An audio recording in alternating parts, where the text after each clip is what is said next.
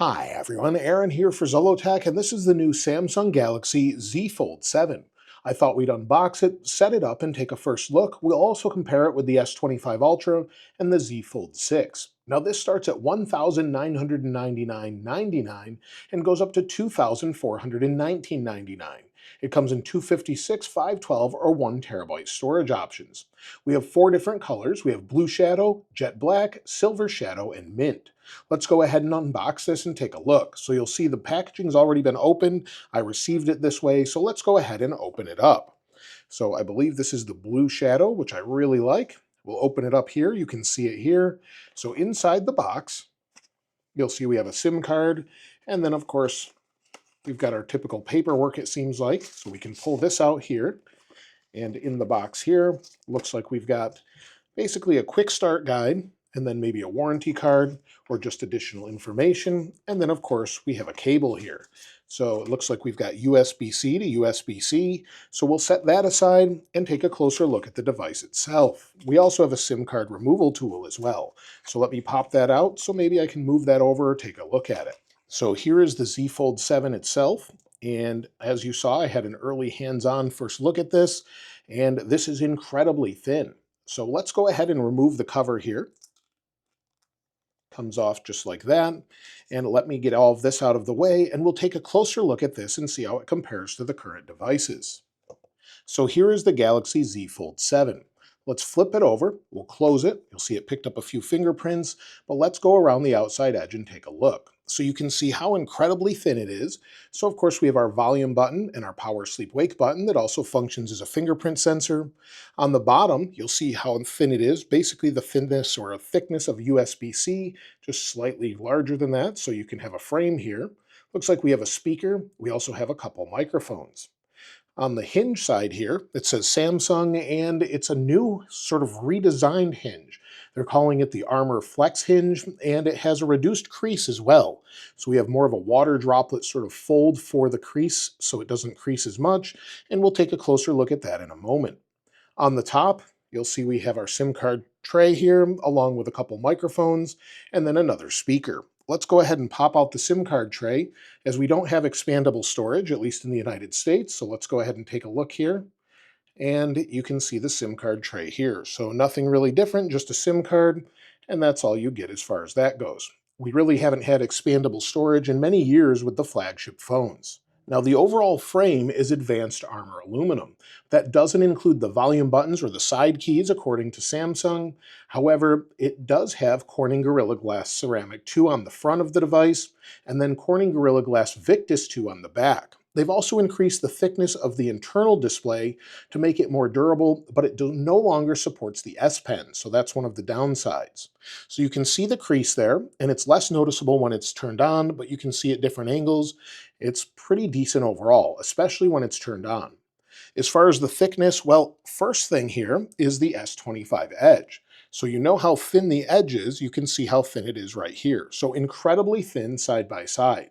It's pretty impressive when you pick it up for the first time, and it's only 7.58 ounces or 215 grams. So very, very thin and light. If we go ahead and close it, you can see side by side with the S25 Ultra. Again, this shows you how incredibly thin it is. So we do have the larger camera bump there, but again, side by side, it's just incredibly impressive. So it feels like basically holding on to an S25 Ultra that also opens up into something a little bit larger. So that gives you an idea of its size. If you've seen an S25 Ultra, it's a little bit shorter, a little bit narrower, but overall very similar. Also, compared with the Z Fold6 I have here as well, you'll see it's much wider. So definitely a wider phone, but also not only wider, slightly taller, and much, much thinner. So really, really nice to hold on to. It feels like you're not really compromising anymore when you're picking up a fold. Now let's go ahead and turn it on. We'll talk about the specs here as well and go over the displays and more. So I'm holding down the power sleep wake button. Give it just a moment to boot up here. And you can see, of course, we have that camera hole here. And the front display is a 6.5-inch cover display. It's FHD Plus 2520 by 1080, and it's a dynamic AMOLED 2X. Now, as far as the internal display, well, this is now 8 inches, so it's a little bit bigger than what we had before, 2184 by 1968, and it's a QXGA Plus Dynamic AMOLED 2X. It's also 120 Hertz and goes up to 2600 nits. Now, we'll check the PWM a little bit later here, but you'll see overall, I think it looks pretty good. The cover display bezels are fairly large, but much better to use compared to what we had before. To reach across this, it feels more similar to what we'd have before with a normal phone. As far as the overall chipset, well, we have a Snapdragon 8 Elite for Galaxy. We have 12 gigs of RAM, or the 1 terabyte option has 16 gigs of RAM. And according to Samsung, based on what we had last year, we have a 38% faster processor, 26% smoother graphics, and 41% quicker AI. But again, no support for S Pen, and if we open it up here, we also have better IP water resistance this time around. So we have an IP48 rated device, which means we can have it 5 feet of fresh water or in 5 feet of fresh water for up to 30 minutes. So not as great as maybe an S25, but definitely better than previous folds. Now everything else though is pretty much similar as far as the overall hardware. And if we take a look at the cameras, this year we have a 200 megapixel main camera with 2 times optical zoom. It's 4 times more detail, producing images that are 40% brighter or 44% brighter. It has a 12 megapixel ultra wide, this time with autofocus and a 100-degree field of view, and a 10 megapixel telephoto with 3 times optical zoom. We also get 10-bit HDR by default. The cover display camera is 10 megapixel, and the same is true on the main screen, also with a wider field of view. So let's go ahead and set this up and take a look at it. We also have a 4400 milliamp hour battery, the same as last year, but with 1 additional hour of video playback. So let's go ahead and set it up. So we'll get started here, and I'm going to transfer everything from the S25 Edge as I've been using that regularly. So we have to agree to terms of service here, agree to the privacy policy, and you could agree to all if you'd like. Now we can agree, and you can easily set it up with another device, whether that's a Galaxy or Android device, iPhone or iPad, or set it up manually. I'm going to use a Galaxy or Android device. So they're connected now. Now I need to verify it's me with the PIN. Now it says choose a Wi-Fi network, so we'll go ahead and do that. It will take just a moment here.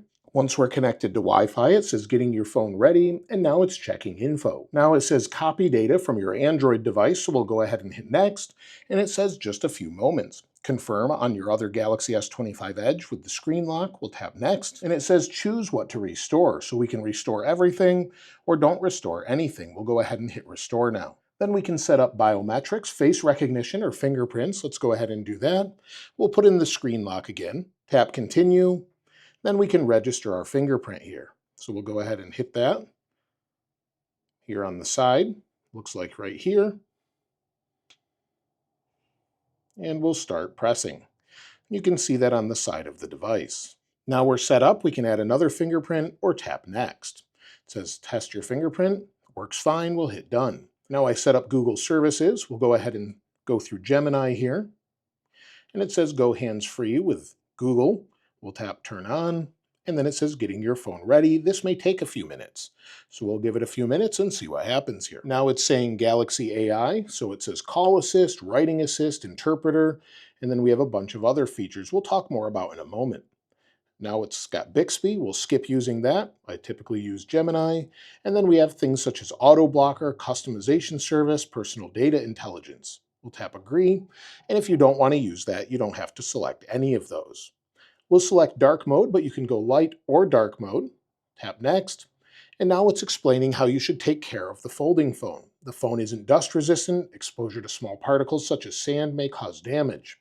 The phone is water resistant. Immersion in any liquid other than fresh water, such as salt water or alcohol, can damage your phone. So don't remove the protective film.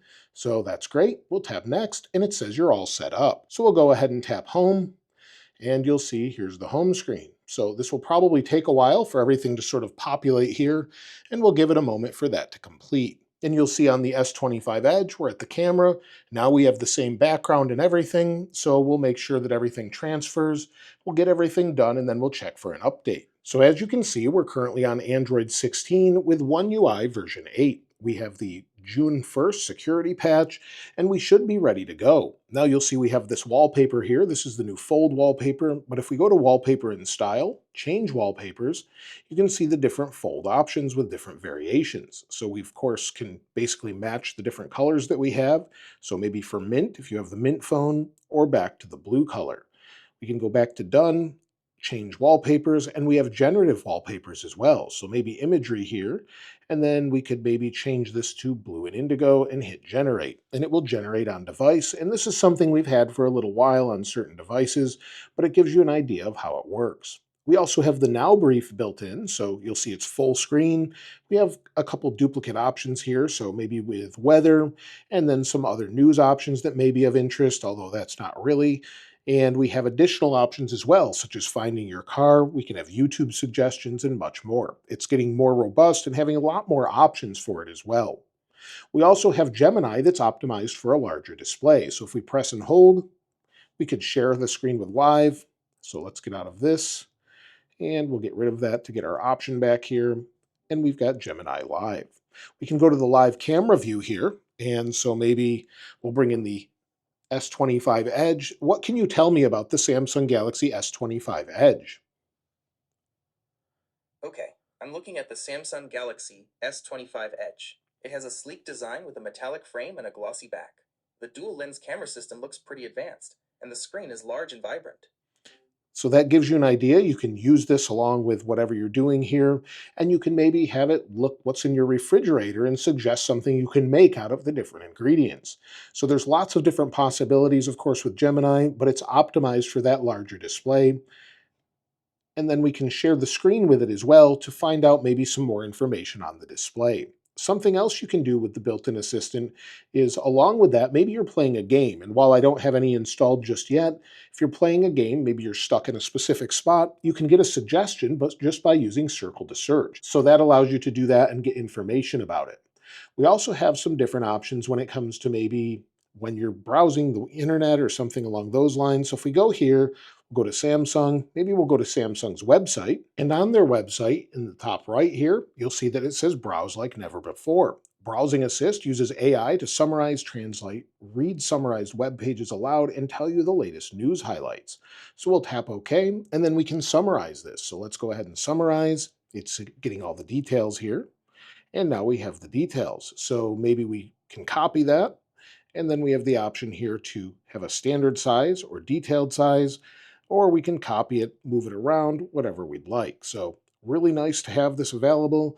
And then of course have it for every single website with sort of a browsing assist that can read highlights aloud and much more. We also have things such as drawing assistant, we have a writing assistant and a transcript assist as well. So lots of great options we'll talk more about in depth if you'd like to see a full review. We also have greater privacy with Knox Keep with a personal data engine to gather and process all the device information on the device for safety, and it encrypts that information and saves it onto the device. So it's not going off the device to use this. We also have some features, of course, with AI with the camera. And you'll see here we have, of course, all of our normal options that we have. Since we have a 200 megapixel camera, we can snap the photo here, go into the photo, and then, of course, completely edit it using AI. So you'll see here we can go into more, hit OK, and then it says tap or draw around anything you want to move or delete. So maybe we'll just draw around this, see what happens here, see if it gets it. It understands the device or where it is. And then, of course, we can just go back here.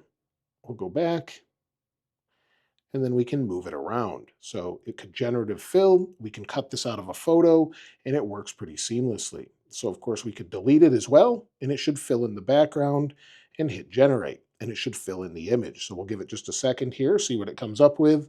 It's a pretty simple task in general, given that it's sort of basically just a white background, but it says sculpting new scenery. So we'll give it just a moment here. And now it's gone. You'd never know it's there. Show the original side by side, and then you could save a copy if you want to. So pretty nice that that's just built in, and that works for just about anything. It can even suggest things to edit as well. Of course, if we go back into the camera, we have different zoom options that are optical. We even have options for macro, which can get really close here. So let's see if we bring this in, see how close we can get with the macro photography, and I think that looks pretty good. And you can see that here. So maybe I need a little bit better focus, but it gives you an idea. Let's try it one more time here. There we go. Nice and close, and that shows you what it looks like. So we've got autofocus with that macro photography now. Of course, we have video options to do 4K HDR by default and some great options overall. So I'll be testing this for the next week or so and then give you a full review if you'd like to see that. Now, also when it comes to the display, let's go ahead and take a look at some of those settings. So we'll go into display, and we have options, of course, for brightness, adaptive brightness. So we'll turn that off, turn it up a little bit. We even have extra brightness, motion smoothness, so 120 hertz. We have that enabled, screen mode for vivid, aspect ratio, and much more. So all of the things you would expect with a Samsung display. Let's see how the PWM is as well, since we typically do have it, but let's take a look. Now at 240 frames per second, I'm really not seeing a whole lot of flickering obvious in slow motion. It doesn't mean it's not there, but it seems like it might be at a high enough rate where it doesn't bother your eyes. The same is true with the cover display. Seems like it may be much better this time around. So if you're sensitive to PWM, like many people are, this may be much, much better. We also have interactive widgets here. So it says severe weather. So we'll give it a second to locate, and you'll see what it looks like. So it's a little bit different in OneUI 8, and it looks a little better with interactivity built in. So that's pretty much everything so far with this. Let's take a quick look at the outside screen here, since we haven't looked at that at all. And of course, you can fully utilize this just like you normally would with a regular phone. So if you want to use it throughout the day like this, you don't really need the full-size phone. You've got all the same options. And then, of course, you can open it up on the go. I think that's the advantage here. We have a full screen tablet, so maybe you're traveling, you want to watch a video on the plane, but when you're using it throughout the day, it just feels like a normal phone. Of course, you feel the seam here where it opens up, but other than that, it's pretty nice. But let me know if there's anything else you'd like to know about it other than how thin it is and the other options it has. I'd love to hear from you in the comments below what you might want to see in a review that you haven't seen elsewhere. Of course, I'll link these wallpapers in the description like I normally do, and if you haven't subscribed already, please subscribe. And if you enjoyed the video, please give it a like. As always, thanks for watching. This is Aaron. I'll see you next time.